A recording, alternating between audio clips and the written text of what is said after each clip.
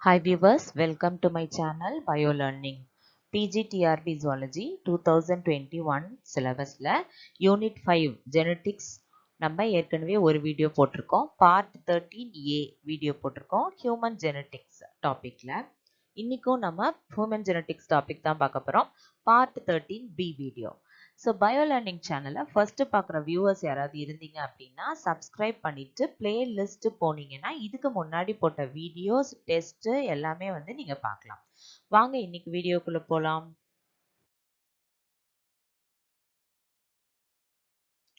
Human genetics டாபிக்ல என்னென்னலாம் நம்ம பார்க்குறோம் அப்படிங்கிறது திரும்ப ஒரு ஓவர்வியூ கொடுத்துருக்கேன். ஏன்னா செகண்ட் பார்ட் அப்படிங்கிறதுனால இதில் என்னென்னலாம் டாபிக்ஸ் நம்ம ஆல்ரெடி பார்த்து முடிச்சிட்டோம் அப்படின்னா 4th ஒன் வரைக்கும் நம்ம பார்த்துட்டோம்.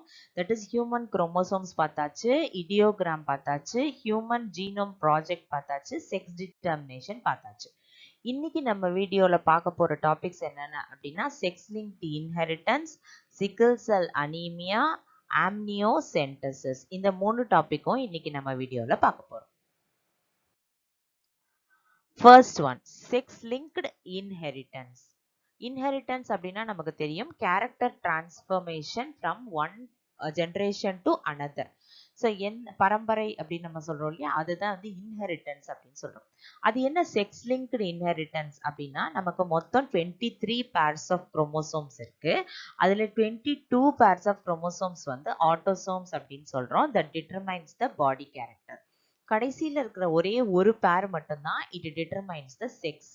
அந்த பேர் வந்து இதுவே ஃபீமேலா இருந்துச்சுன்னா XX அப்படின்ற குரோமோசோமா இருக்கும், மேலா இருந்துச்சுன்னா XY அப்படிங்கிற குரோமோசோமா இருக்கும். எப்படி எல்லா குரோமோசோம்ஸும் வந்து இட் இஸ் மேடப் ஆஃப் டிஎன்ஏவோ அதே மாதிரி தான் XX குரோமோசோமும் XY குரோமோசோமும் மேடப் ஆஃப் டிஎன்ஏ. இந்த டிஎன்ஏல இருக்கக்கூடிய ஜீன் வந்து சில கேரக்டர்ஸை கோட் பண்ணுது. அந்த ஜீன் வந்து உங்களுக்கு இந்த செக்ஸ் குரோமோசோம் கூட சேர்ந்து தான் அடுத்த ஜெனரேஷனுக்கு டிரான்ஸ்ஃபர் ஆகுது. அதை தான் நம்ம செக்ஸ் லிங்க்டு இன்ஹெரிட்டன்ஸ் அப்படின்னு சொல்றோம். So transmission of body characters from parents to offspring along with the sex. அதாவது இந்த செக்ஸ் குரோமோசோமோட ஃபீமேல்னா ஃபீமேலுக்கு அந்த கேரக்டர் டிரான்ஸ்ஃபர் ஆகுது, மேல் குரோமோசோம்ல இருந்துச்சுன்னா மேலுக்கு அந்த கேரக்டர் டிரான்ஸ்ஃபர் ஆகுது. இந்த மாதிரி செக்ஸ் லிங்க்டு ஜீன்ஸ், அதாவது இந்த செக்ஸ் குரோமோசோம் கூட சேர்ந்து இணைஞ்சிருக்கக்கூடிய ஜீன்ஸ் ஒரு இடத்துல இருந்து இன்னொரு ஜெனரேஷனுக்கு போறது தான் நம்ம செக்ஸ் லிங்கேஜ் அப்படின்னு சொல்றோம். அந்த ஜீன்ஸ் இந்த குரோமோசோம்ஸோட அட்டாச் ஆகி இருக்கிறது தான் நம்ம செக்ஸ் லிங்கேஜ் அப்படின்னு நம்ம சொல்றோம்.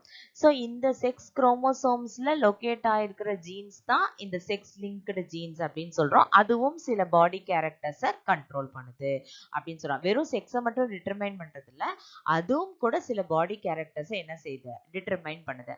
அந்த மாதிரி எந்தெந்த ஜீன்ஸ் எல்லாம் வந்து இந்த எக்ஸ் குரோமோசோம்லயும் ஒய் குரோமோசோம்லயும் லொகேட் ஆயிருக்கோ அந்த ஜீன்ஸ் சில கேரக்டரை கண்ட்ரோல் பண்ணுனா அந்த கேரக்டருக்கு பேரு செக்ஸ் லிங்க்டு கேரக்டர்ஸ் அப்படின்னு நம்ம சொல்றோம்.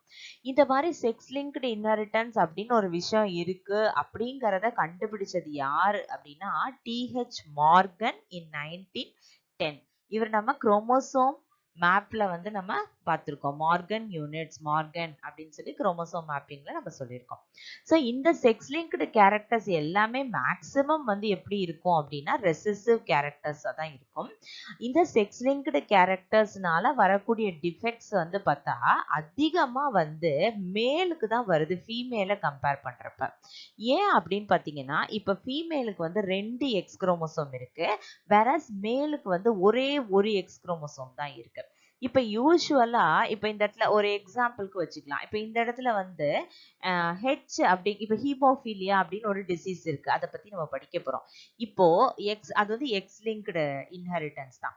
இப்போ உங்களுக்கு வந்து டாமினன்ட் ஜீன் ஒன்னும் ரெசசிவ் ஜீன் ஒன்னும் இந்த மாதிரி எக்ஸ் குரோமோசோம்ல இருந்துச்சு அப்படின்னா ஆட்டோமேட்டிக்கா அவங்க வந்து கேரியர் ஆயிடுவாங்க, அவங்களுக்கு வந்து அந்த டிஃபெக்ட் வராது.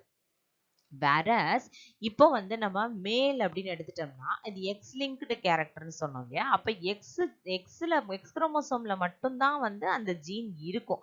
அதை வந்து அந்த ரெசிசிவ் கண்டிஷனை சப்ரஸ் பண்ற மாதிரி எந்த டாமினன்ட் ஜீனும் இந்த ஒய்ல கிடையாது.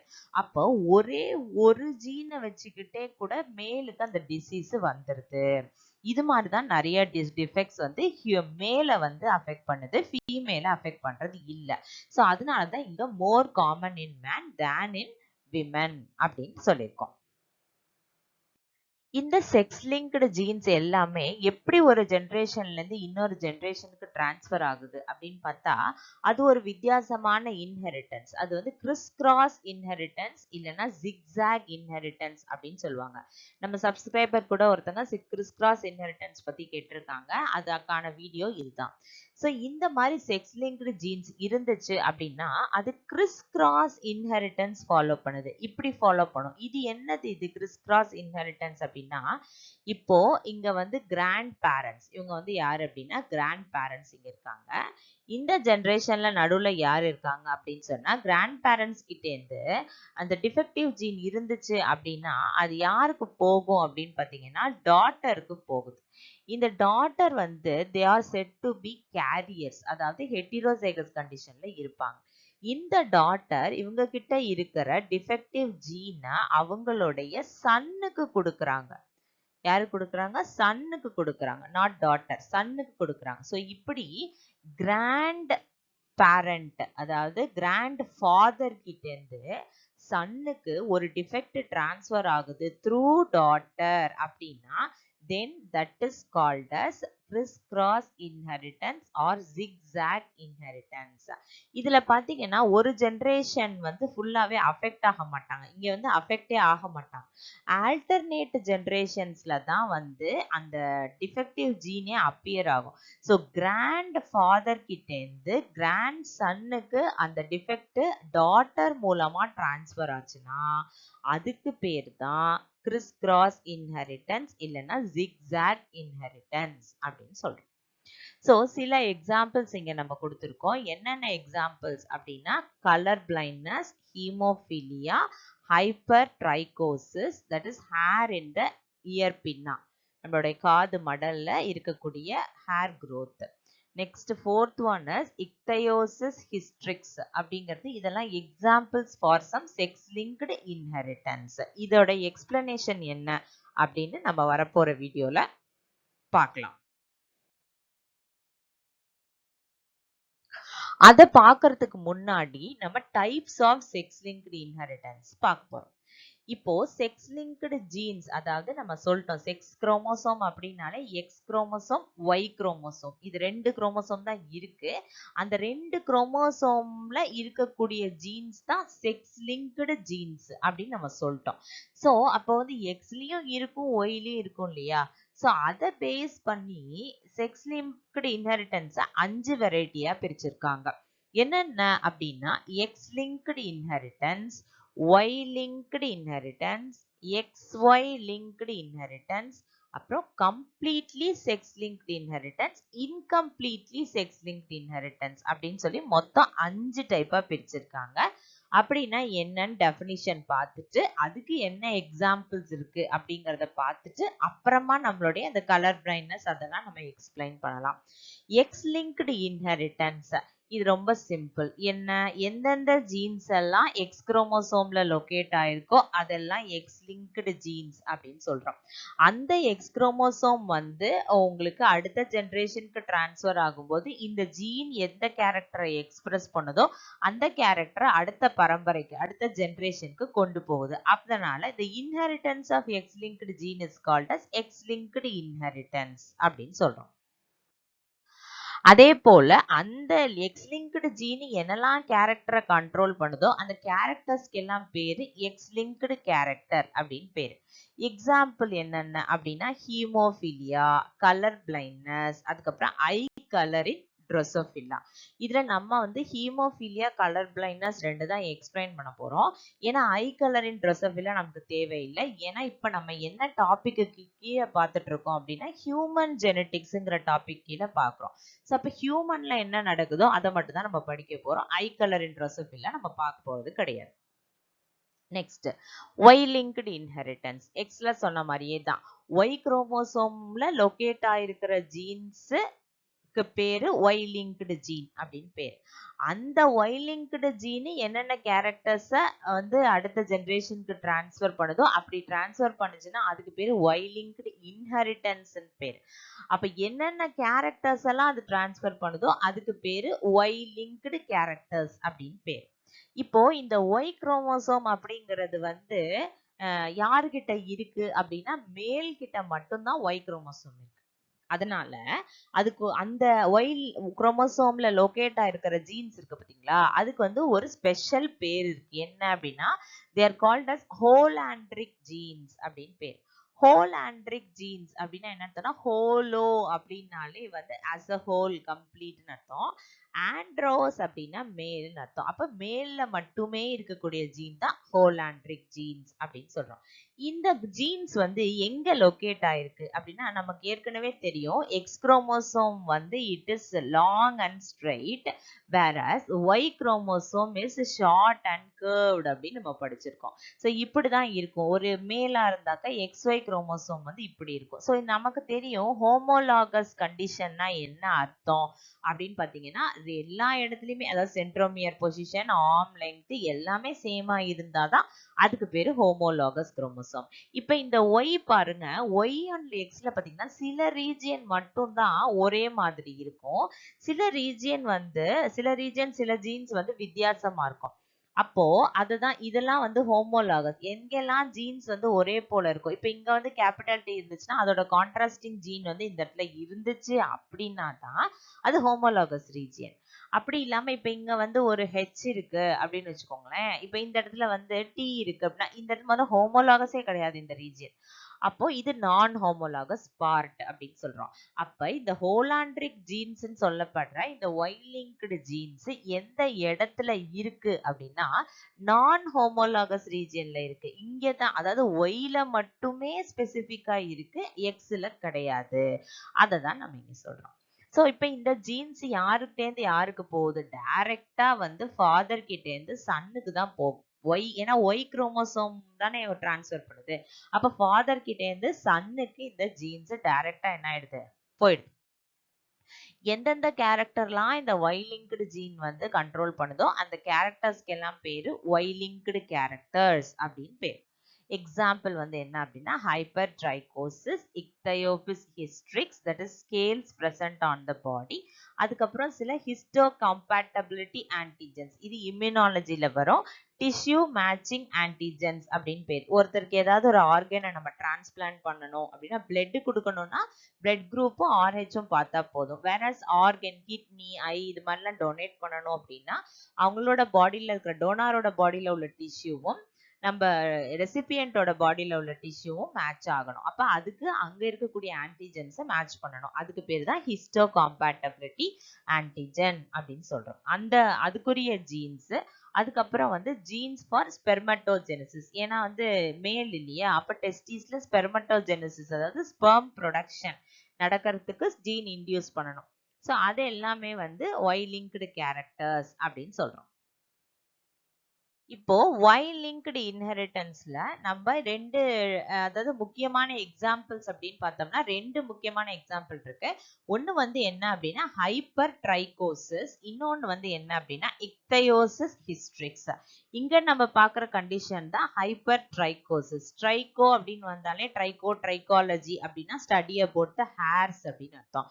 ஆக்சுவலா ஹைப்பர் அப்படின்னா அதிகமா, ட்ரைகோசிஸ் அப்படிங்கிறது ஹேர் ப்ரொடக்ஷன். அப்போ பாடி ஃபுல்லா தேவையான அளவுக்கு மீறி எக்ஸசிவா வந்து ஹேர் ப்ரொடியூஸ் ஆயிருந்துச்சுன்னா அததான் ஹைப்பர் ட்ரைகோசிஸ் அப்படின்னு சொல்றோம். இந்த மாதிரி ஒரு கண்டிஷனுக்கு இன்னொரு பேர் என்ன அப்படின்னா it is also called as werewolf syndrome அப்படின்னு சொல்றாங்க. எப்படி வந்து ஒரு ஓநாய்க்கு உடம்பு முழுசா முடி அப்படியே புசு புசுன்னு இருக்கோ அந்த மாதிரி சில ஜென்ஸுக்கு வந்து பாடியில முகத்துல எல்லாம் கூட சில இடத்துல வந்து ஹேர்ஸ் வந்து அதிகமா ப்ரொடியூஸ் ஆகுது. நீங்க கூகுள்ல போயிட்டு வேர் உல்ஃப் சிண்ட்ரோம்னு அடிச்சு இமேஜஸ் பாத்தீங்க அப்படின்னாலே உங்களுக்கு அது புரியும். சோ இந்த மாதிரி வேர் உல்ஃப் சிண்ட்ரோம் இருக்கிறது நமக்கு வந்து இங்க கொடுத்திருக்கிறது என்ன அப்படின்னா பின்னால மட்டும், அதாவது காது மடல்ல மட்டும் ஹேர்ஸ் ப்ரொடியூஸ் ஆயிருக்கிற கண்டிஷனை கொடுத்திருக்காங்க. அதுக்கு ஒரு ஸ்பெசிபிக்கான பேர் இருக்கு. ஆக்சுவலா அது என்ன அப்படின்னா ஹைப்பர் ட்ரைகோசிஸ் பின்னே அப்படின்னு பேர். ஏன்னா பின்னால இருக்கிறதுனால. So it occurs in man. இது வந்து நம்ம மேன்ல மட்டும்தான் பார்க்க முடியும். அதே மாதிரி இக்தையோசிஸ் ஹிஸ்ட்ரிக்ஸ் அப்படிங்கிற ஒரு அப்நார்மல் கண்டிஷன். அது என்ன அப்படின்னா இங்க பாருங்க, பாடியில வந்து ஸ்கேல்ஸ் மாதிரி இந்த crocodile இப்ப நமக்கு பாலமா வெடிச்சுச்சுன்னா எப்படி இருக்கும்? காலு, கை, விரல் இது எல்லாத்துலயுமே வந்து நமக்கு ஃபுல்லா ட்ரை ஆகி அப்படியே செதிலா இருந்தா எப்படி இருக்கும்? அந்த மாதிரி வந்து உடம்பு ஃபுல்லா இருக்கும். அது ஒரு abnormal condition. Presence of scales on the body அப்படின்னு சொல்றோம். அதுதான் இக்தையோசிஸ் ஹிஸ்ட்ரிக்ஸ் அப்படின்னு சொல்றாங்க. Next XY linked inheritance. X linked பார்த்தாச்சு, Y linked பார்த்தாச்சு. இப்ப ரெண்டுலயுமே இருக்கக்கூடியது both. ஸோ எந்தெந்த ஜீன்ஸ் எல்லாம் வந்து ரெண்டு குரோமோசோம்லயும், அதாவது X குரோமோசோம்லயும் இருக்கு, Y குரோமோசோம்லயும் இருக்கு அப்படின்னா then that is called as XY linked genes அப்படின்னு சொல்றோம். அதோட இன்ஹெரிட்டன்ஸ்க்கு பேரு XY linked inheritance சொல்றோம். அது கண்ட்ரோல் பண்ற கேரக்டர்ஸ், அதாவது எக்ஸ்லயும் ஒய்லயும் இருக்கக்கூடிய ஜீன்ஸ் கண்ட்ரோல் பண்ற கேரக்டர்ஸ்க்கு பேரு XY linked கேரக்டர்ஸ் அப்படின்னு சொல்றோம். Examples R xeroderma pigmentosa, retinitis pigmentosa, nephritis அப்படின்னு சொல்றாங்க. இதுல சும்மா அந்த கண்டிஷன்லாம் என்னென்ன அப்படின்றதுக்காக ஒரு ஜஸ்ட் ஒரு ஸ்மால் இன்ட்ரோ மட்டும் கொடுத்துருக்கேன். xeroderma pigmentosum. பிக்மெண்டோசம்னா அதிகமான அளவு பிக்மெண்ட்ஸ் இருக்கிறது. xeroderma அப்படின்னா மெயினா இந்த ஜீரோ அப்படிங்கிற கண்டிஷன் வந்து ட்ரைனஸ் குறிக்குது. டெர்மானா ஸ்கேல்ஸ்.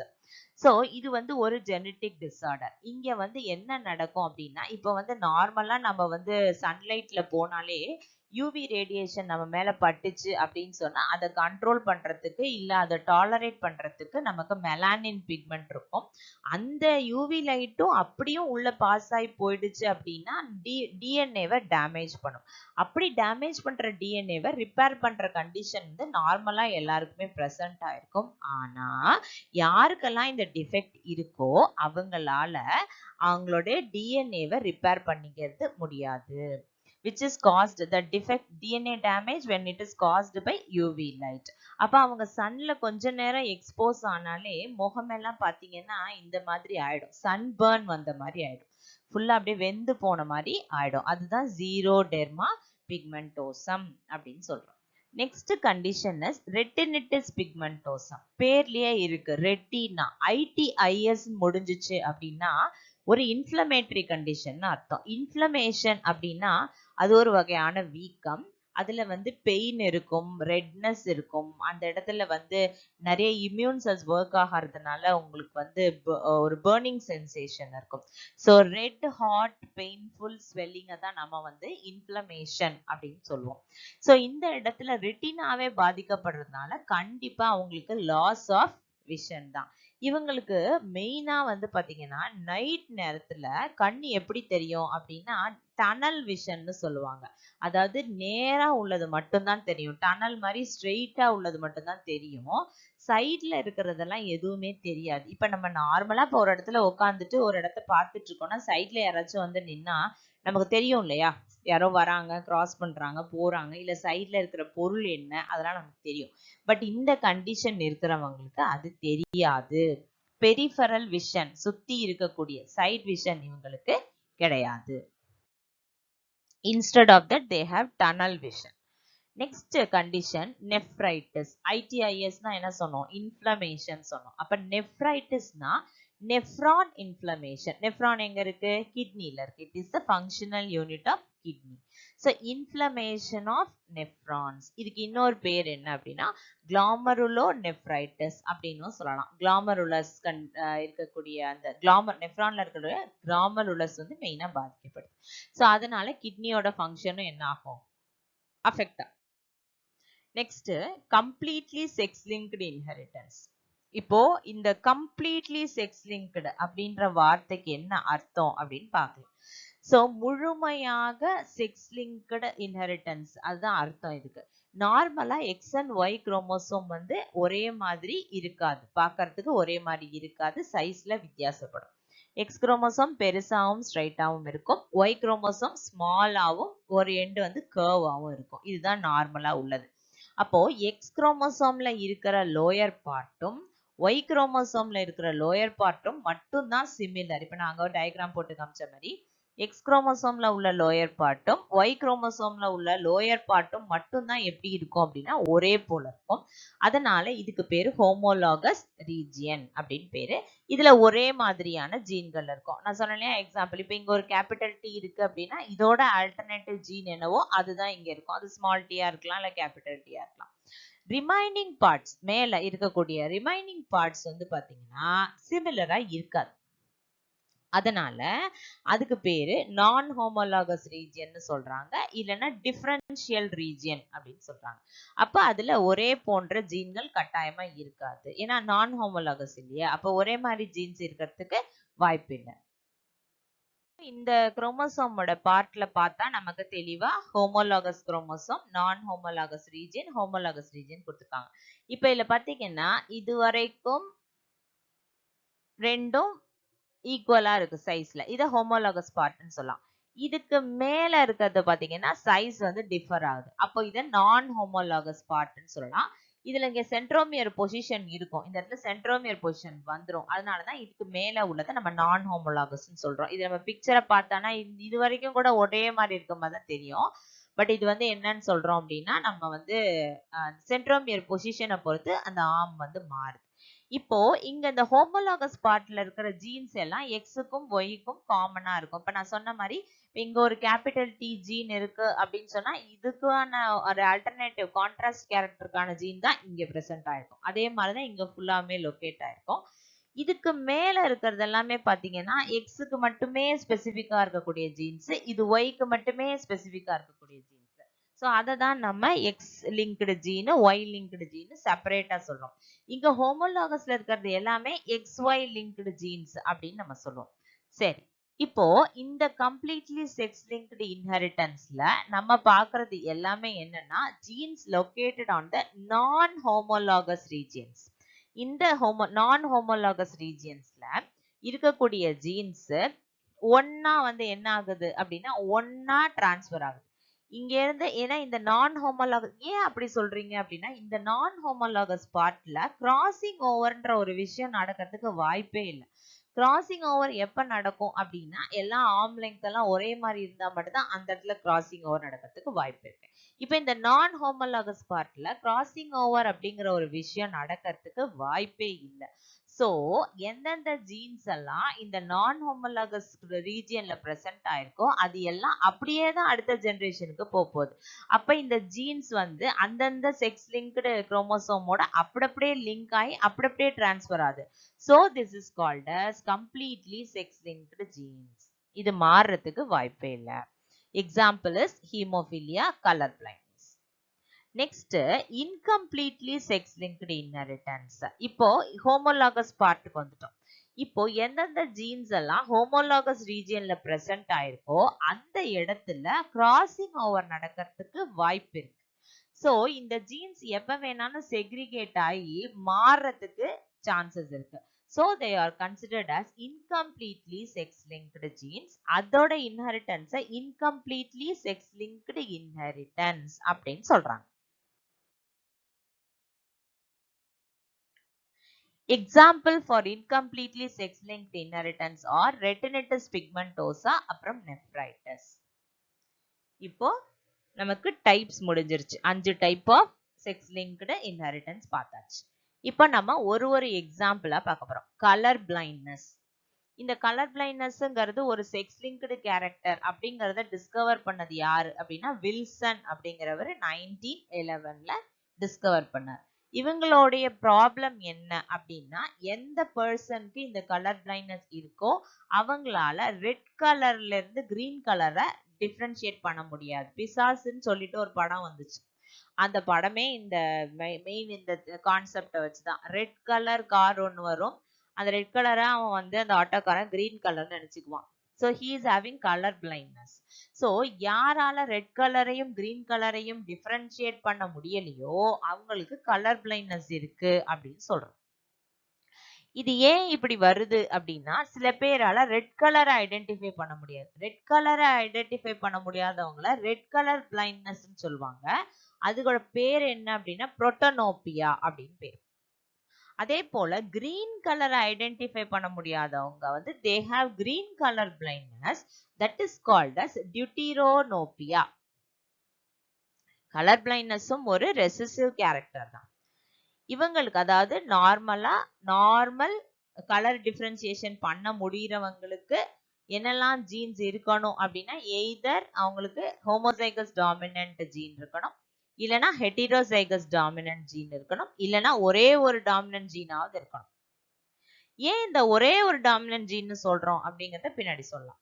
சோ இந்த ரெசிசிவ் ஜீன்ஸ் அவங்களுக்கு ஒருவேளை இருந்துச்சு அப்படின்னு சொன்னா அந்த ரெசிசிவ் ஜீன்ஸ் இருக்கிறவங்களால நார்மலா ரெட்டினால கலர் சென்சிட்டிவ் செல்ஸ் சொல்ற ராட்ஸ் அண்ட் கோன்ஸ் இருக்கு பாத்தீங்களா, அந்த ராட்ஸ் அண்ட் கோன்ஸ்ல ராட்ஸ் வந்து டார்க் விஷனுக்கு, கோன்ஸ் தான் கலர் விஷனுக்கு. அந்த கோன்ஸை வந்து ஒழுங்கா என்ன பண்ண முடியாது, ப்ரொடியூஸ் பண்ண முடியாது, டெவலப் பண்ண முடியாது.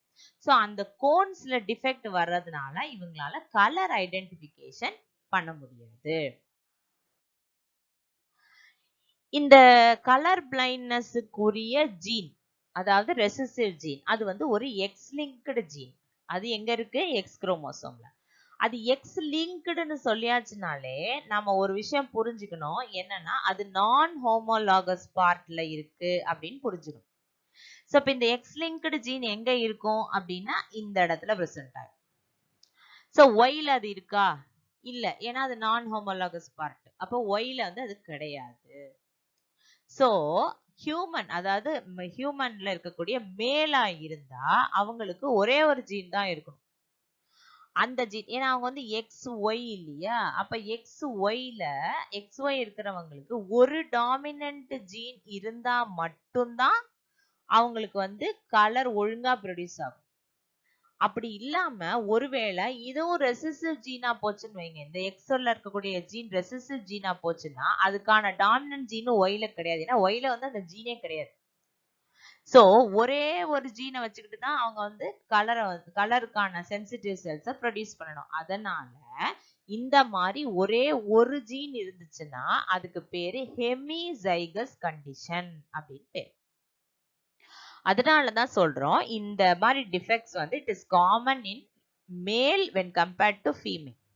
இது ஏன்னா முன்னாடியே சொல்லிட்டேன், ஏன்னா நமக்கு வந்து 2 XX இருக்கும், ஃபீமேலா இருந்தா 2 XX இருக்கிறதுனால உங்களுக்கு ஒரு டாமினன்ட் ஜீன் இருந்தாலே தாராளமா போதும். வேறஸ் ஒய்யா இருந்ததுன்னா இருக்கிற ஒரே ஒரு ஜீன் தான், அந்த ஒரு ஜீனும் டாமினண்டா தான் இருக்கணும். ரெசிசிவ் இருந்துச்சுன்னா அவங்களுக்கு டிஃபெக்ட் வந்துடும்.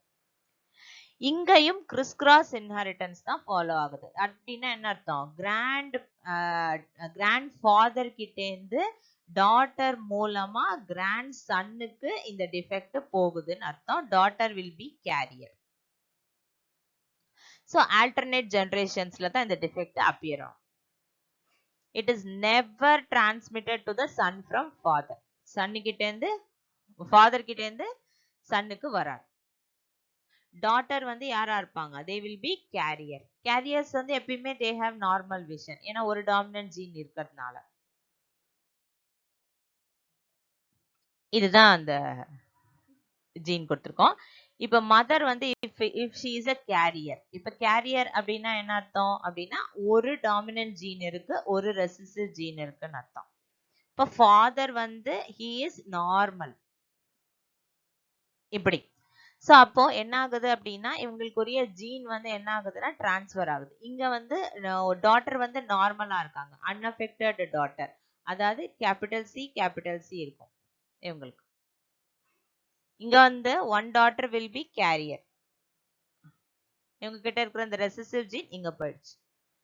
இங்க சன் இஸ் அஃபெக்டட், ஏன்னா ஒரே ஒரு ரெசிசிவ் ஜீன் ஒரு சன்னுக்கு போயிடுது. அதனால இப்போ இது வந்து அன்அஃபெக்டட் சன், அப்ப கேபிட்டல் சி. ஸோ அதே மாதிரி தான் இங்க வேற கண்டிஷன் மாத்தி சொல்றாங்க. Unaffected mother is having 2 dominant genes, whereas father is affected here. Father affect ஆறாங்க. அப்ப இந்த இடத்துல 2 கேரியர் வருது, ஏன்னா ஹெட்ரோசைகஸ் கண்டிஷன் 2 இடத்துல வரும் இல்லையா, அதனால இங்க வந்து 2 கேரியர் வருது. டாட்டர் வந்து 2 பேர் கேரியரா இருக்காங்க, இவங்க அடுத்த ஜெனரேஷனுக்கு டிரான்ஸ்ஃபர் பண்ணுவாங்க. சன் வில் பி அன்அஃபெக்டட், ஒரே ஒரு சி தான். ஓகேவா? Next condition is haemophilia. which is also called as bleeders disease அப்படின்னு சொல்றோம். bleeders disease அப்படின்னா ஹீமோஃபிலியா அப்படின்னா blood வந்து நிக்காம clot ஆகாம வெளியே போயிட்டே இருக்கும். அதுதான் வந்து bleeding syndrome இல்லைன்னா bleeders disease அப்படின்னு சொல்றோம். இது ஒரு hereditary defect. இதை கண்டுபிடிச்சது யாரு அப்படின்னா ஜான் கோட்டோ அப்படிங்கிறவர் 1803 கண்டுபிடிச்சாரு. இந்த டிசீஸ் உடைய ப்ராப்ளம் என்ன அப்படின்னா blood clotting will be entirely delayed. நார்மலா ஒரு மனுஷனுக்கு ஏதாவது wound ஏற்பட்டுச்சு அப்படின்னா 2 to 8 minutesல blood clot ஆயிரணும். ஆனா இந்த ஹீமோஃபீலியா யாருக்கு இருக்கோ அவங்களுக்கு வந்து blood clotting டிலே ஆகுது. எவ்வளவு டிலே ஆகும் அப்படின்னா 20 நிமிஷத்துல இருந்து 24 மணி நேரம் வரைக்கும் இந்த வேரியேஷன் இருக்கும் டிலே ஆகுறதுல. சோ அந்த woundல இருந்து கண்டினியூஸா பாத்தீங்கன்னா blood வந்துகிட்டே இருக்கும், நிக்காது. சோ அதனாலதான் இதுக்கு பேரு bleeders disease அப்படின்னு பேரு. இவங்களுக்கு ஏன் இந்த பிரச்சனை வருது அப்படின்னா due to genetic mutation. Genetic மியூட்டேஷன்னால வருது. இவங்களுக்கு நார்மலா நமக்கு blood clotting ப்ராசஸ் பண்ணணும் அப்படின்னா கிட்டத்தட்ட நமக்கு 13 ஃபேக்டர்ஸ் வேணும். 13 ஃபேக்டர்ஸ் அப்படிங்கிறது 13 என்சைம்ஸ். என்சைம்ஸ்னா புரோட்டீன். அப்ப புரோட்டீனை கோட் பண்றது யாரு? ஜீன். அப்ப ஜீன் ஒழுங்கா இருந்தாதான் புரோட்டீன் ப்ரொடியூஸ் ஆகும். So here they have an absence of one factor. இவங்களுக்கு அந்த 13 ஃபேக்டர்ல ஃபேக்டர் நம்பர் 8 வந்து இருக்காது. அந்த ஃபேக்டர் நம்பர் 8க்கு என்ன பேரு அப்படின்னா ஆன்டி ஹீமோஃபிலிக் ஃபேக்டர் இல்லனா ஆன்டி ஹீமோஃபிலிக் குளோபின் அப்படின்னு பேரு. குளோபுலின் அப்படின்னு பேரு. இதுல வந்து 13 ஃபேக்டருமே இம்பார்ட்டன்ட் தான். எதுல ஒண்ணு இல்லைனாலும் ஏன்னா ஒரு ஃபேக்டருடைய ப்ராடக்ட் வந்து அடுத்த ஃபேக்டர் கன்வர்ஷனுக்கான என்சைம். சோ அப்ப எல்லாமே முக்கியம். சோ இந்த டிசீஸ் வந்து நமக்கு வெல் நோன் அப்படின்னு சொன்னா எந்த ஃபேமிலியில இருக்கு அப்படின்னா it is present in queen Victoria family.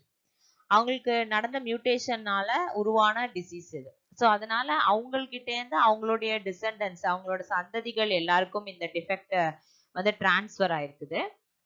அதனால வந்து இது ஒரு ராயல் ஃபேமிலியில வந்த ஒரு டிசீஸ் அப்படிங்கறதுனால this disease is also called as royal disease அப்படின்னு இத சொல்லுவாங்க. இதுவும் ஒரு ரெசிசிவ் கேரக்டர் தான். எக்ஸ் லிங்க்டு ஜீன் இது. எக்ஸ் குரோமோசோம்ல இருக்கக்கூடிய ஒரு ஜீன். அப்பனா நான் ஹோமோலாகஸ் பார்ட்ல இருக்குன்னு அர்த்தம். அப்போ ஒய் குரோமோசோம்ல அதுக்கான ஜீன் கிடையாதுன்னு மீனிங் அண்டர்ஸ்டுட். சோ யாருக்கெல்லாம் இந்த ரெசிசிவ் ஜீன் இருக்கோ small H it is represented by small H. டாமினண்டா இருந்தா டாமினன்ட் கண்டிஷன் வந்து டபுள் ஹெச் இருக்கணும். ஹெட்ரோசைகஸ் கண்டிஷன்ல வந்து ஒரு டாமினன்ட்டும் ஒரு ரெசிசிவும் இருக்கலாம். ரெண்டுமே ரெசிசிவா இருக்கு இல்லனா மேலா இருந்தா ஒன்னு ரெசிசிவா இருக்கு அப்படினாலும் இட் காசஸ் டிஃபெக்ட்ஸ். மேலா இருந்தா ஒரே ஒரு ஹெச் இருந்தா கூட நார்மல் டாமினன்ட் இருந்தா கூட they will not be affected. அவ்வளவுதான் கண்டிஷன். அதே same as color blindness. So இந்த டாமினன்ட் ஜீன் ஹெச் வந்து இருந்துச்சு அப்படின்னு சொன்னா அவங்களுக்கு ஆன்டி ஹீமோஃபிலிக் ஃபேக்டர் ப்ரொடியூஸ் ஆகும். இதே ரெசிசிவா இருந்தா ப்ரொடியூஸ் ஆகாது. சோ ஒய் குரோமோசோம்ல இதுக்குரிய ஜீன் கிடையாது. அதனால மேல் எல்லாமே வந்து ஹெமிசைகஸ் தான். இங்கேயும் கிறிஸ் கிராஸ் இன்ஹெரிட்டன்ஸ் தான். அதே மாதிரி இந்த டிஃபெக்ட் வந்து it is common in men when compared to women. விமெனுக்கு வந்து இட் இஸ் ரேர். நார்மலா இந்த ஹீமோஃபிலியா இருந்துச்சு அப்படின்னா அவங்க வந்து ரீப்ரொடக்டிவ் ஏஜுக்கு முன்னாடி எங்கேயாவது அவங்களுக்கு சிவியர் ஊண்டு ஏற்பட்டுச்சு அப்படின்னா ப்ளீடிங்லேயே வந்து அவங்க என்ன ஆயிடுவாங்கன்னா இறந்து போயிருவாங்க. ரீப்ரொடக்டிவ் ஏஜுக்கு வரமாட்டாங்க. ஸோ வரலன்னா அந்த ஜீன் அடுத்த ஜென்ரேஷனுக்கு டிரான்ஸ்ஃபர் ஆகாம அழிஞ்சு போயிடும். அவ்வளவுதான். ஸோ இங்க பாருங்க father with haemophilia. So he is having one defective gene. Mother is normal. That means he is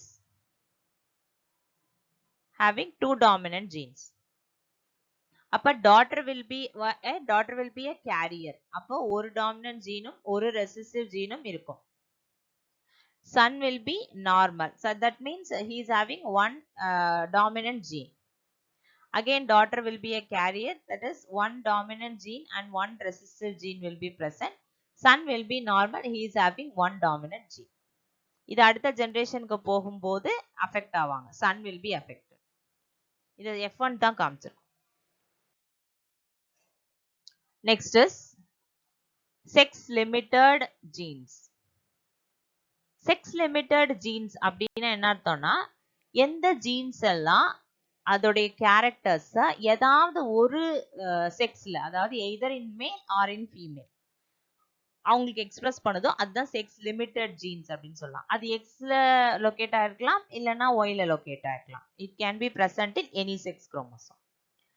but இதோடைய எக்ஸ்பிரஷன் இருக்கு பாத்தீங்களா, இந்த ஜீனோட எக்ஸ்பிரஷன், அந்த ஜீனோட எக்ஸ்பிரஷனுக்கு மெயினா எது காரணமா இருக்கும் அப்படின்னா அந்த பர்டிகுலர் செக்ஸுக்கான ஹார்மோன். ஃபீமேலா இருந்தா ஈஸ்ட்ரோஜன், மேலா இருந்தா ஆண்ட்ரோஜன் ஆர் டெஸ்டோஸ்டிரான். ஓகேவா? So இந்த செக்ஸ் லிமிட்டட் ஜீன்ஸ் தான் முக்கியமா இந்த secondary sexual characters primary sexual கேரக்டர்ஸ்க்கு முக்கியமான காரணம் இந்த செக்ஸ் லிமிட்டட் ஜீன்ஸ் இருக்கிறதுனால தான்.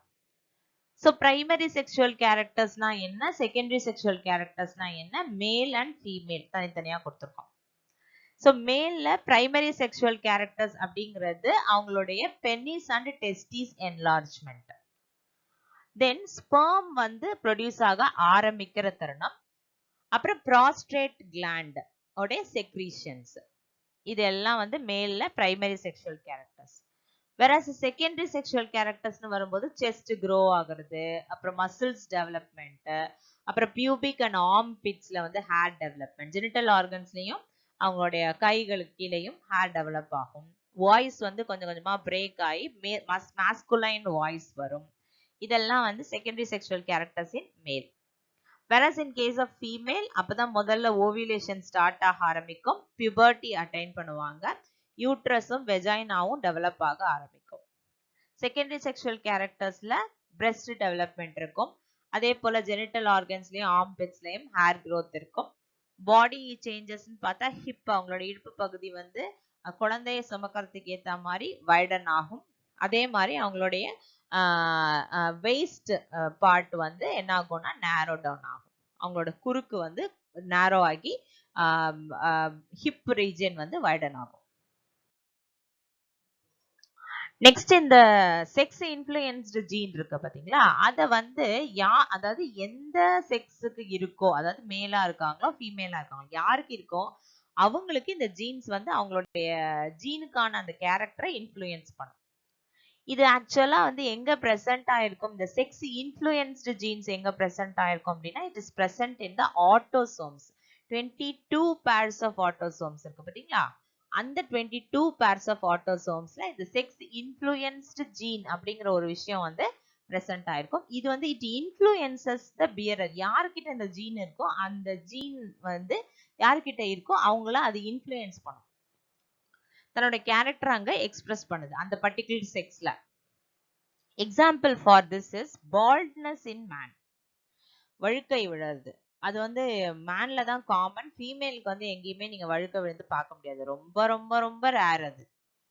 ஏன் அப்படின்னா அந்த பால்ட்னஸ்க்கான அந்த ஜீன் இருக்கு பாத்தீங்களா, அது வந்து தன்னுடைய கேரக்டரை வந்து எப்ப எக்ஸ்பிரஸ் பண்ணும், எப்ப அந்த மேல்ல வந்து அதை எக்ஸ்பிரஸ் பண்ணும் அப்படின்னா இந்த presence of male hormone testosterone அதிகமா செக்ரீட் ஆக ஆரம்பிக்கும் பொழுதுதான் அவங்களுக்கு வந்து வழுக்க விழ ஆரம்பிக்குது. இதுல இந்த பர்டிகுலர் கேரக்டருக்குரிய ஜீன் வந்து மென்ல வந்து டாமினண்டா இருக்கும், ஃபீமேல்ல வந்து அதே ஜீன் வந்து ரெசசிவா. ஏன் அப்படின்னா இந்த பால்ட்னஸ்க்கான ஜீன் இருக்கு பாருங்க, டாமினன்ட் ஜீன், இது வந்து ஹெட்டிரோசைகஸ் கண்டிஷன்ல இருக்கும்போது, இந்த மாதிரி ஹெட்டிரோசைகஸ் கண்டிஷன்ல இருக்கும்போது மேல்ல மட்டும்தான் தன்னுடைய கேரக்டரை வந்து எக்ஸ்பிரஸ் பண்ணுது.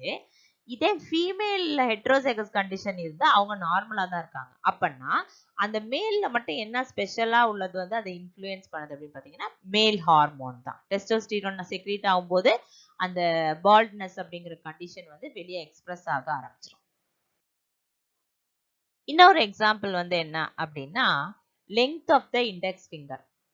இண்டெக்ஸ் ஃபிங்கருடைய லெங்த் மேல்ல அது வந்து it is influenced by sex influenced gene. அவங்களுக்கு அந்த ஜீன் வந்து டாமினண்டா இருந்தா மட்டும் வந்து உங்களுக்கு அந்த இடத்துல வந்து they have short index finger. whereas in case of female வந்து it is recessive condition. ஒரே ஜீன் தான், ஃபீமேல்ல ரெசசிவா இருக்கு, மேல்ல வந்து அது டாமினன்சியை காமிக்குது.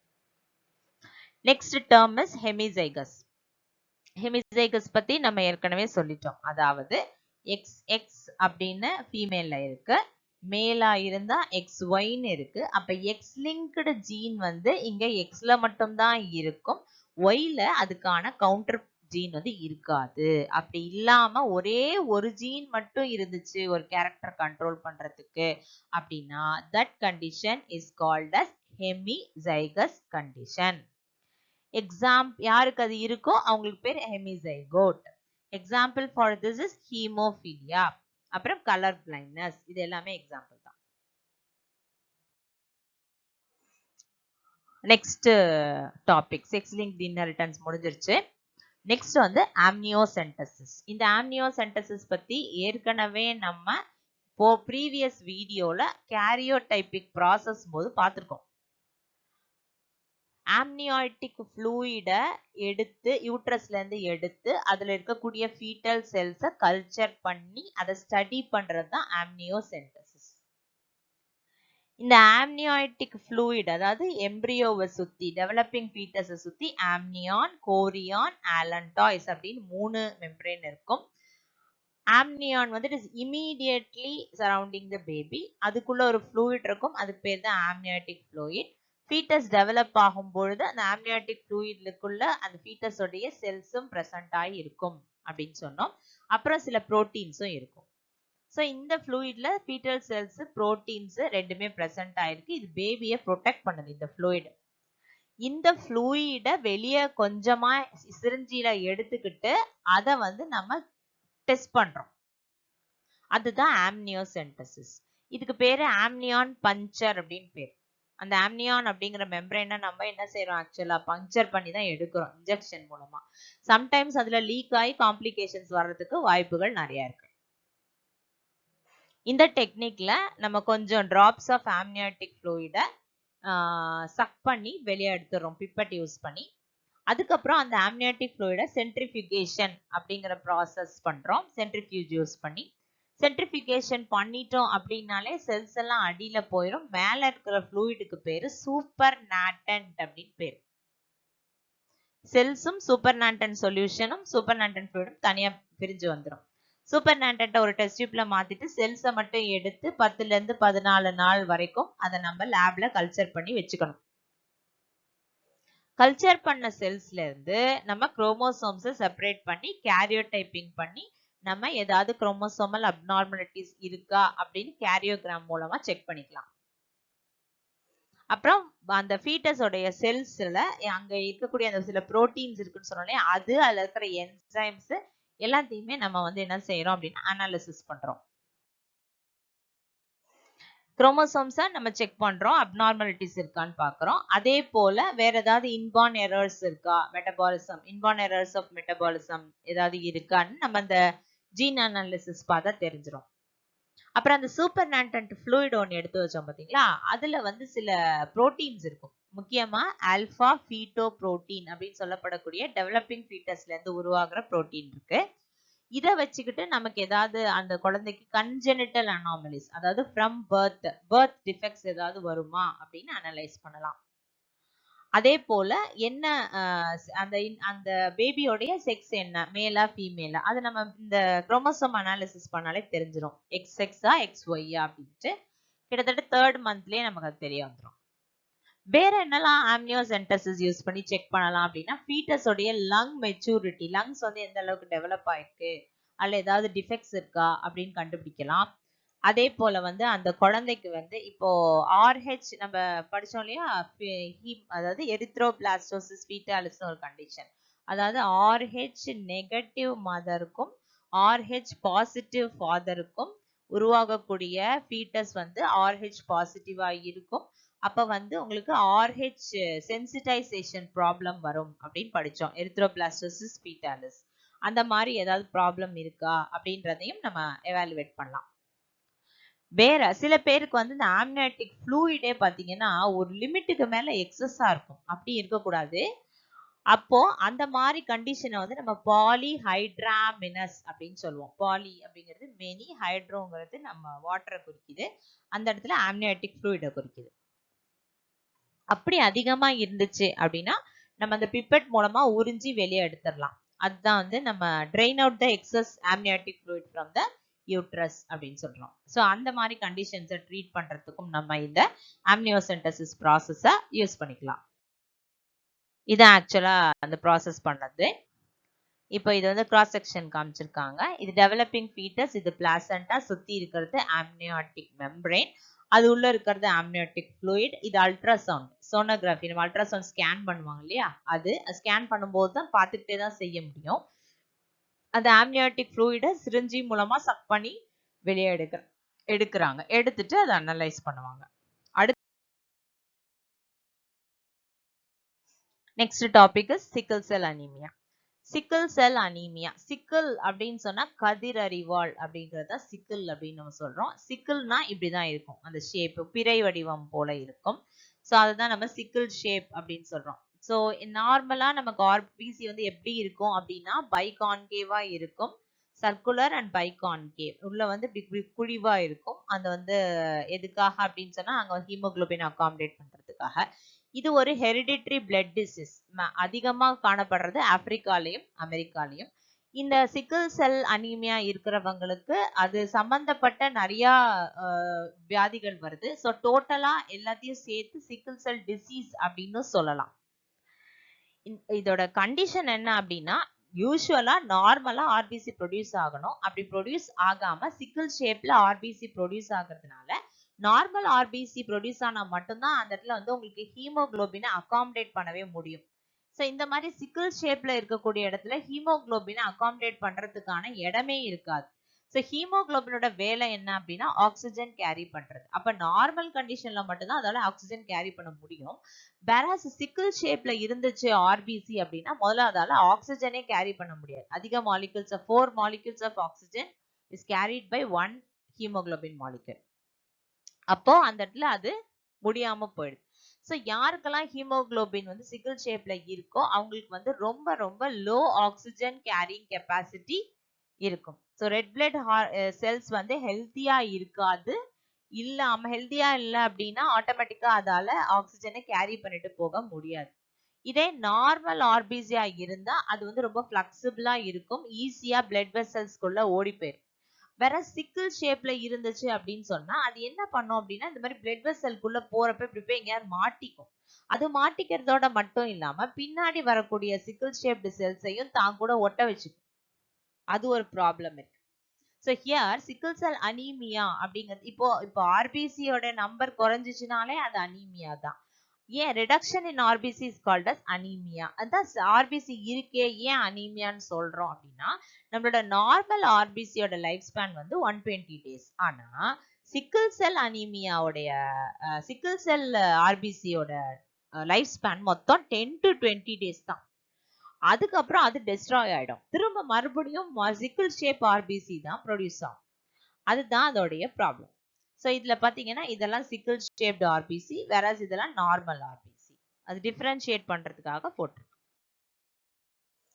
இப்போ நார்மலா வந்து ஆர்பிசி வந்து டேமேஜ் ஆச்சு அப்படின்னு சொன்னா ஸ்பிளீன் தான் it is considered as the graveyard of RBC. அப்ப டெஸ்ட்ராய் பண்றது யாரு அப்படின்னா அந்த வர்ன் அவுட் ஆர்பிசிஸ் எல்லாம் it is destroyed by the spleen. ஓகேவா? அப்புறம் அங்கேருந்து லிவருக்கு போகும். ஸோ இப்போ இவங்களுக்கு 10 to 20 daysக்குள்ள ஆர்பிசி டேமேஜ் ஆயிட்டே இருந்துச்சுன்னா அது அத்தனையும் யார் தான் வந்து உங்களுக்கு கிளீன் பண்ணணும் அப்படின்னா ஸ்பிளீன் தான். அப்ப ஸ்பிளீனுக்கு ஓவர்லோட் ஆயிடுது, அதனால ஸ்பிளீன் டேமேஜ் ஆயிடும். ஸ்பிளீன் வந்து யாரு அப்படின்னா அது ஒரு செகண்டரி லிம்பாய்டல் ஆர்கன். அப்போ அது செகண்டரி லிம்பாய்டல் ஆர்கனா ஆக்ட் பண்றதுனால அந்த இடத்துல வந்து இம்யூனிட்டியும் உங்களுக்கு என்ன ஆகும்னா பாதிக்கும். அப்ப அந்த பர்சன் வந்து they will be vulnerable to infection, ஏன்னா ஸ்பிளீன் டேமேஜ் ஆனதுனால. சரி, இப்போ எப்படி இந்த கண்டிஷன் வருது அப்படின்னு பார்க்கலாம். ஒருத்தருக்கு ஹீமோகுளோபின்ங்கிறது இட்ஸ் a conjugated protein. ப்ரோட்டீன்னாலே it is made up of amino acids, அது நமக்கு தெரியும். இப்போ புரோட்டீன் ப்ரொடியூஸ் ஆகணும்னா ஜீன் கோடிங் வேணும். இப்போ அந்த ஹீமோகுளோபின்ங்கிற நார்மல் ஹீமோகுளோபினை ப்ரொடியூஸ் பண்றதுக்குரிய ஜீனு சப்போஸ் மியூட்டேட் ஆயிடுச்சு அப்படின்னு சொன்னா அந்த இடத்துல கோட் எரர் வந்துடும். கோட் எரர் வந்துச்சுன்னா ஹீமோகுளோபின் நார்மலா ப்ரொடியூஸ் ஆக முடியாது. அப்ப நார்மலா ப்ரொடியூஸ் ஆகாம அப்நார்மலா ஹீமோகுளோபின் ப்ரொடியூஸ் ஆகும். அந்த அப்நார்மாலிட்டி எதிர காமிக்குது ஷேப்ல. ஷேப் வந்து இப்படி கிறிசன்ட் ஷேப் ஆர் சிக்கிள் ஷேப்ல ஆயிடுது. ஸோ யாருக்கெல்லாம் இந்த சிக்கிள் ஷேப்டு ஆர்பிசி இருக்கோ அவங்களுக்கு எல்லாம் வந்து டிஃபெக்டிவ் ஜீன் இருக்குன்னு அர்த்தம். என்ன ஜீன் அது? HBS. HB represents haemoglobin, S represents சிக்கிள் செல். ஸோ அப்ப யாருக்கெல்லாம் இந்த ரெசிசிவ் ஜீன்ஸ் அதாவது HBS இருக்கோ அவங்களுக்கு எல்லாருக்குமே சிக்கிள் செல் அனீமியா ப்ராப்ளம் வருது. அப்ப நார்மல் ஆர்பிசி ப்ரொடியூஸ் ஆகணும்னா அவங்கக்கிட்ட என்ன ஜீன் வேணும் அப்படின்னா ஒரு டாமினன்ட் ஜீன் வேணும், தட் இஸ் HBA வேணும். ஒருவேளை இவங்களுக்கு ஹெட்டிரோசைகஸ் கண்டிஷன் அதாவது HBS இருந்தா இவங்க யாரு அப்படின்னா they will said to be carriers. அவங்கலாம் கேரியர் அத சிக்கிள் செல் ட்ரையட்னு சொல்லுவோம். இவங்களுக்கு வந்து சிம்டம்ஸ் இருக்கும், ஆனா ரொம்ப மைல்டு சிம்டம்ஸா இருக்கும். those persons will not be affected. அவங்களோட பிளட்ல அதாவது கேரியர்ஸோட பிளட்ல வந்து பாத்தீங்க அப்படின்னா அவங்களுக்கு வந்து கொஞ்சம் அதாவது நார்மல் ஆர்பிசியும் நிறைய இருக்கும், சிக்கிள் செல்ஸ் அங்கங்க கொஞ்சம் இருக்கும், அவ்வளவுதான். they will pass their gene to the children. அவங்கலாம் கேரியர்ஸ் இல்லையா, ஸோ சில்ட்ரனுக்கு அவங்களோட ஜீனை வந்து என்ன பண்ணிடுறாங்க, டிரான்ஸ்ஃபர் பண்ணிடுறாங்க. நார்மலா ஒரு ஹீமோகுளோபின்ல 4 பாலிபெப்டைட் செயின் இருக்கும். அதுல 2 வந்து ஆல்பா செயின், 2 வந்து பீட்டா செயின். ஆல்பா செயின்ல மொத்தம் 141 அமினோ ஆசிட்ஸ் இருக்கும், பீட்டா செயின்ல 146 அமினோ ஆசிட் இருக்கும். எங்க ப்ராப்ளம் வருது அப்படின்னா ஒரு நார்மல் அடல்ட் ஹீமோகுளோபினும் சிக்கிள் செல் அனீமியா ஹீமோகுளோபின் இருக்கிறவங்களுக்கும் ஆல்பா செயின்ல 141 அமினோ ஆசிட்ஸ் அப்படியே தான் இருக்கு. அதே same number of amino acids, same amino acids at same position, பிரச்சனையே இல்லை. அப்ப ப்ராப்ளம் எங்க வருது அப்படின்னா பீட்டா செயின்ல தான் ப்ராப்ளம் வருது. பீட்டா செயின்ல 146 அமினோ ஆசிட் இருக்கு இல்லையா, அதுல 6வது அமினோ ஆசிட் இருக்கு பாருங்க, அது நார்மலா ஒரு ஹீமோகுளோபின் நார்மல் அடல்ட் ஹீமோகுளோபின்ல 6வது அமினோ ஆசிட் வந்து குளுட்டாமிக் ஆசிடா இருக்கணும், இருந்துச்சுன்னா அது நார்மல் ஆர்பிசி. யாருக்கு இந்த சிக்கிள் செல் அனீமியாக்கான ஜீன் இருக்கோ, HBS இருக்கோ, அவங்களுக்கு வந்து அந்த இடத்துல குளுட்டாமிக் ஆசிடுக்கு பதிலா வேலைன் அப்படின்னு சொல்லப்படுற ஆசிட் வந்து கோட் ஆயிடும். கோடிங் வந்து மாத்தி வந்துடும் மியூட்டேஷன்னால. ஸோ அவங்களுக்கு இந்த சிக்கிள் ஷேப்டு ஆர்பிசி ப்ரொடியூஸ் ஆகும். ஸோ இவங்களுக்கு என்னெல்லாம் ப்ராப்ளம்ஸ் வருது அப்படின்னா இவங்களுக்கு பாடி பெயின் இருக்கும், நார்மலா ஃபீவர் வரும், ஏன்னா இன்ஃபெக்ஷன் சொல்லியிருக்கோம் இல்லையா, ஸ்பிளீன் ப்ராப்ளம்னால. ஜாயின்ஸ்ல ஸ்வெல்லிங் இருக்கும், ஜாண்டிஸ் வரும், அப்புறம் kidney infection or kidney failure வரும். இதுல இந்த கேரியர்ஸ் சொல்லப்படுற HBS இருக்கிறவங்க வந்து they are having some advantage. என்ன அப்படின்னா ஆப்பிரிக்கால வந்து அதிக அளவு மலேரியா உண்டு. அந்த மலேரியல் கண்டிஷன்ஸ் வந்து இந்த கேரியர்ஸுக்கு வராது. மலேரியா வந்து கேரியர்ஸ் அஃபெக்ட் பண்றதே கிடையாது. ஏன்னா பிளாஸ்மோடியம் வந்து லைஃப் சைக்கிள் கம்ப்ளீட் பண்ணோம்னா ஆர்பிசி வேணும். ஆர்பிசி வந்து முழு ஆர்பிசியா இருக்கணும், அப்பதான் பிளாஸ்மோடியம் லைஃப் சைக்கிள் கம்ப்ளீட் பண்ண முடியும். ஏன்னா அது சாப்பிடுறதே ஹீமோகுளோபினை தான், அப்புறம் தான் அது ஹீமோகுளோபின்ல இருந்து ஹீமோஜாயினா கன்வெர்ட் பண்ணுது. ஸோ இப்போ இந்த கேரியர்ஸோட பாடியில கொஞ்சம் சிக்கிள் ஷேப்டு ஆர்பிசி இருக்கிறதுனால அவங்களுக்கு மலேரியா அஃபெக்ட் பண்றது இல்லை. So they are having some resistant power against malaria. இது வந்து அவங்களுக்கு ஒரு ஆடட் அட்வான்டேஜ். இதுதான் வந்து நார்மல் பிளட் வெசல். பிளட் வெசலுக்குள்ள பிளட் எப்படி ஃப்ளோ ஆகுதுன்னு காமிச்சிருக்காங்க. இப்போ வந்து இந்த ஃப்ளோ ஆகும்போது பாருங்க இந்த இடத்துல போய் ஒட்டிக்கிட்டு இருக்கு, அந்த கதிர் அறிவாள் மாதிரி இருக்கக்கூடிய ஆர்பிசி போய் ஒட்டிட்டு இருக்கு. ஒரு ஆர்பிசி ஒட்டின உடனே என்ன ஆகுது அப்படின்னா அடுத்தடுத்த ஆர்பிசிஸ் உள்ள ஓடி வரும்போது இந்த சிக்கிள் ஷேப்டு ஆர்பிசிஸ் ஈஸியா போய் என்ன ஆயிடுதுன்னா ஸ்டக் அப் ஆயிடுது. ஸோ இது மாதிரி சின்ன சின்ன கேபிலரிஸ், சின்ன சின்ன பிளட் வெசல்ஸ்குள்ள பெரிய பிளட் வெசல்ஸ்குள்ள அப்படியே ஓடிடும்னு வச்சுக்கோங்க. சின்ன சின்ன மைன்யூட் பிளட் கேபிலரிஸ்குள்ள இந்த மாதிரி சிக்கிள் ஷேப்டு ஆர்பிசி போகும்போது ஈஸியா அந்த இடத்த வந்து என்ன செஞ்சுக்கோன்னா அடைச்சுக்கும். அப்ப ஆர்கன்ஸுக்குள்ள அது டிரான்ஸ்ஃபர் ஆகும்போது தான் கேபிலரிஸா மாறுது, கேபிலரிஸா போகும் இல்லையா. ஸோ அப்போ ஈச் அண்ட் எவ்ரி ஆர்கனுக்குள்ள போகும்போது அந்த இடத்துல பிளாக் ஆயிடுச்சு அப்படின்னு சொன்னா உங்களுக்கு அந்த ஆர்கனுக்கு பர்டிகுலர் ஆர்கனுக்கு பிளட் சப்ளை ஆக்சிஜன் சப்ளை போகாம அந்த இடமே சுத்தமா டேமேஜ் ஆகி அழுகி போயிடும். அந்த ஆர்கனே வந்து ஆக்சிஜன் சப்ளை இல்லாம அழுகி போறதுக்கு வாய்ப்பு இருக்கு. ஸோ இதுதான் வந்து சிக்கிள் செல் அனிமியால இருக்கக்கூடிய மெயின் பிரச்சனை. இதனால ஸ்ட்ரோக் கூட வரும். இது வந்து என்ன அப்படின்னா ஃபைனல் டெஸ்ட் பேப்பர் கொடுத்திருந்தோம் இல்லையா, பார்ட் 1க்கான கீ ஆன்சர். அந்த கீ ஆன்சர்ல ஒரு சின்ன கிளாரிபிகேஷன்.